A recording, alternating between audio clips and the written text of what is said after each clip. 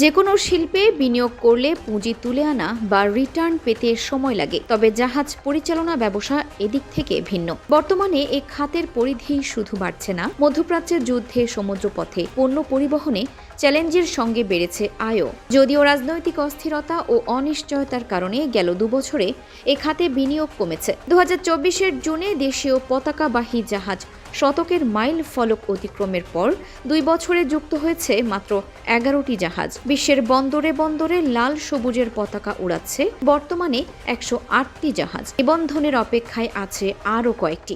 একসময় Bangladesh shipping corporation সর্বোচ্চ 34টি সমুদ্রগামী জাহাজের মালিক থাকলেও বর্তমানে বেসরকারি খাতই এই ব্যবসার নেতৃত্ব দিচ্ছে।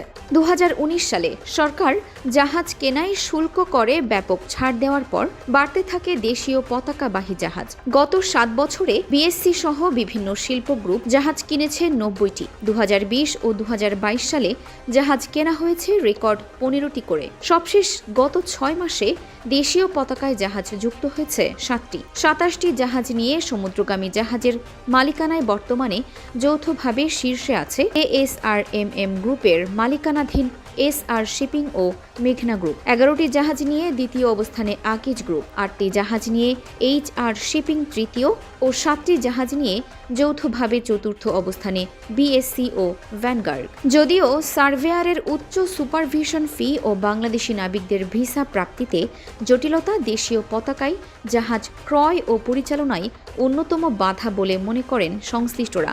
শতক ছাড়লেও অভ্যন্তরীণ চাহিদা পূরণে দেশীয় জাহাজে পর্যাপ্ত নয়। বিভিন্ন দেশে আমাদের ভিসা সমস্যার কারণে আমাদের এখন অনেক জায়গায় ট্রেড করতে আমাদের সমস্যা হচ্ছে, যার ফলে আমরা সরকারের কাছে যদি আইনগতভাবে এটা লেখা ছিল, কিন্তু এটা কোনো ক্লিয়ার কোনো ইন্ডিকেশন ছিল না যে কত পার্সেন্ট কীভাবে নেওয়া হবে। আমরা মাঝে মধ্যে কোনো ক্রাইসিসে পরে নিতে গেলেও এটা আমাদের সরকারের কাছে অনেক টাইম কনজিউমিং। ফলে প্রতি বছর জাহাজ ভাড়া বাবদ প্রায় 10 থেকে 12 বিলিয়ন ডলার চলে যাচ্ছে দেশের বাইরে। দেশি পতাকায় জাহাজ ক্রয়ে উৎসাহী করতে স্বল্প সুদে ঋণ ও প্রণোদনা দেওয়ার আহ্বান সংশ্লিষ্টদের। সমুদ্রগামী জাহাজ ব্যবসায় মোট বিনিয়োগ প্রায় 17,000 কোটি টাকা। আইন কানুনের শিথিলতা ও কর দিতে না হওয়ায় পানামা ও বারমুডা সহ অন্যান্য দেশের পতাকায় আছে বাংলাদেশি ব্যবসায়ীদের অন্তত 30 থেকে 35টি জাহাজ।